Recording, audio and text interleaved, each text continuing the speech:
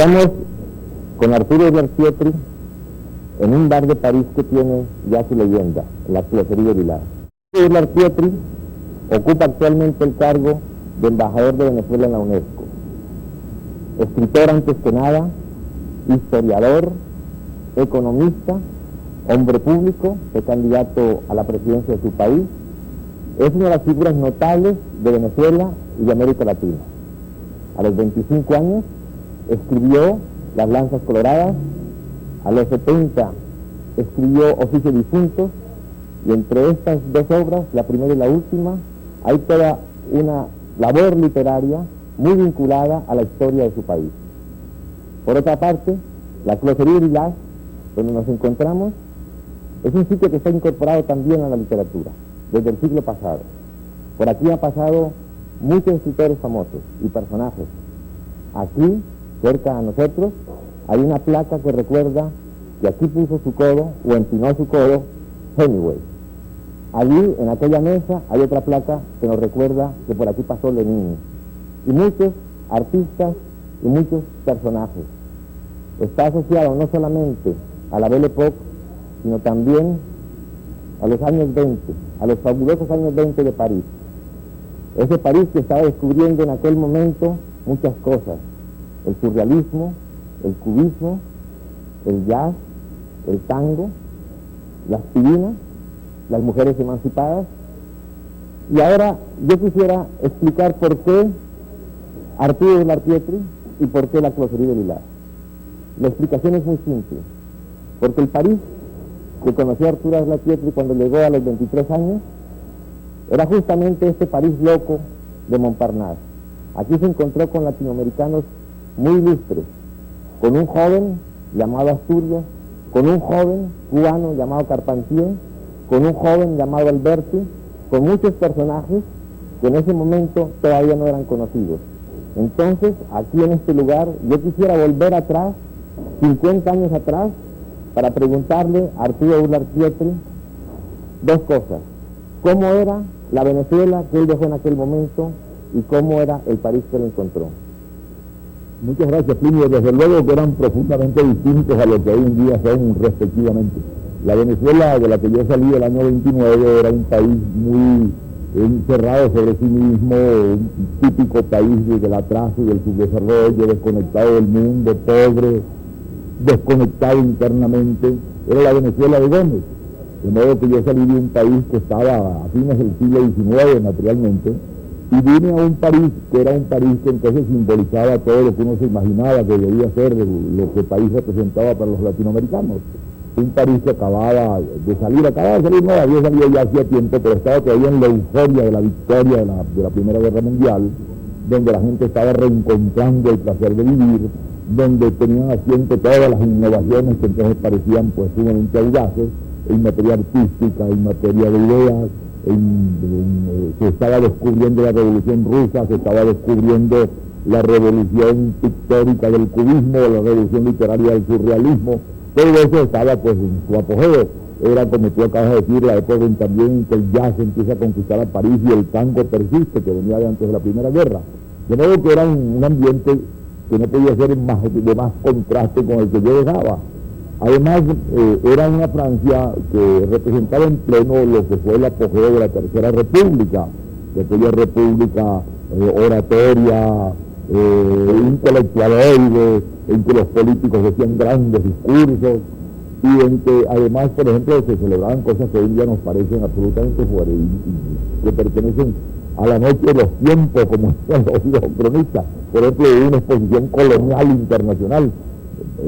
Solamente enunciar la palabra hace pensar en la Edad Media, hace 9 días, y sin embargo yo asistí a esa reunión. Siempre hubo en París cafés literarios, lugares donde se reúnen los escritores, y eso fue cambiando. Una época en que era Montmartre, después pasó a Montparnasse. En esa época en que yo llegué a París, entre las dos guerras, como lo llaman ahora, o como los llaman otros de un modo, a mí me parece ofensivo, injusto, los años locos los llaman también, no veo porque ¿No eran locos?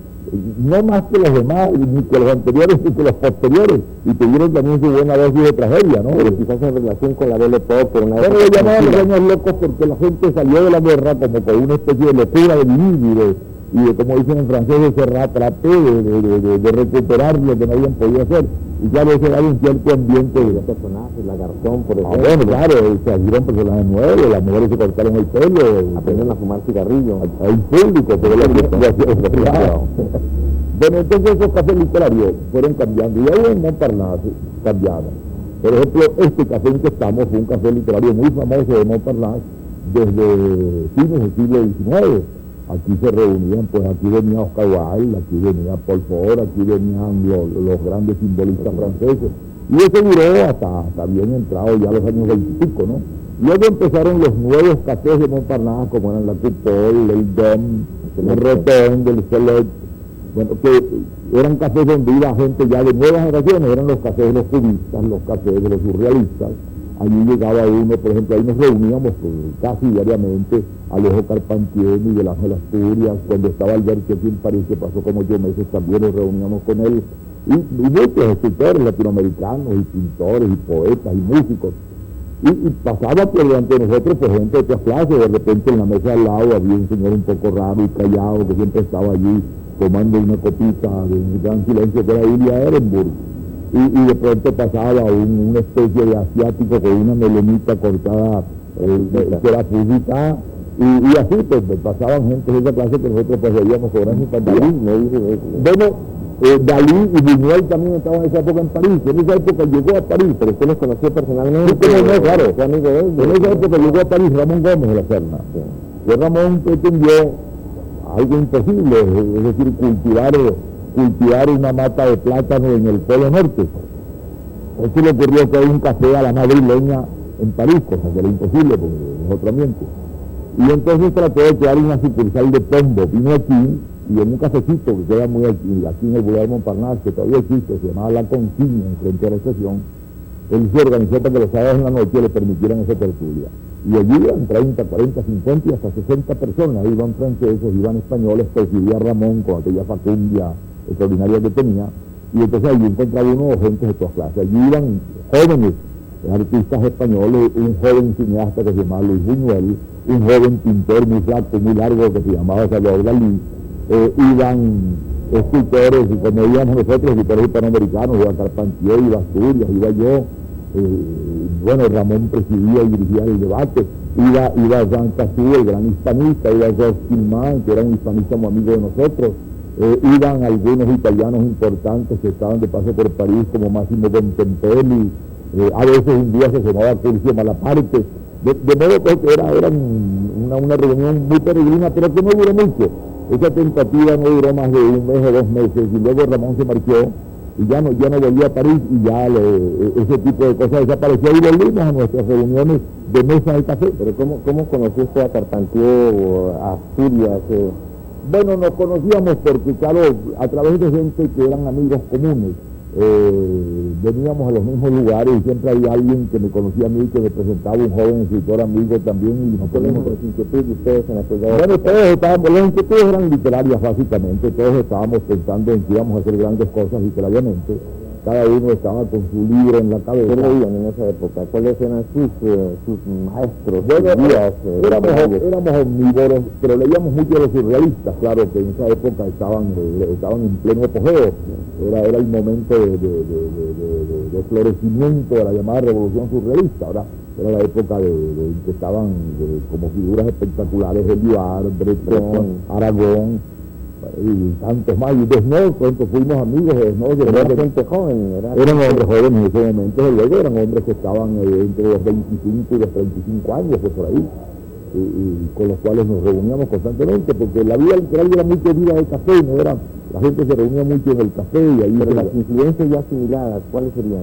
Bueno, yo creo que los surrealistas tuvieron influencia, desde luego, y tuvieron influencia muchos escritores, por ejemplo, leíamos con mucha frecuencia Malraux, que en esa época estaba publicando sus grandes novelas, ¿no? Era la época de la Guerra Royal, de la condición humana, de modo pues que estábamos en ese ambiente. Y a los americanos nunca los encontraron, porque aquí estaba toda la generación perdida, aquí estaba Hemingway. No, con los americanos tuvimos poco contacto, con Scott Fitzgerald, pero Scott Fitzgerald fue un poco anterior. Yo creo que ya para el año 30 Scott Fitzgerald ya estaba un poco en el repliegue, ¿verdad? Y Hemingway creo que tampoco estaba en ese momento en París. Hemingway fue más bien hacia el 23, 24, 25. Pero no tuvimos contacto con ellos, no más que era con los franceses y con los textos hispanoamericanos y con los españoles, desde luego.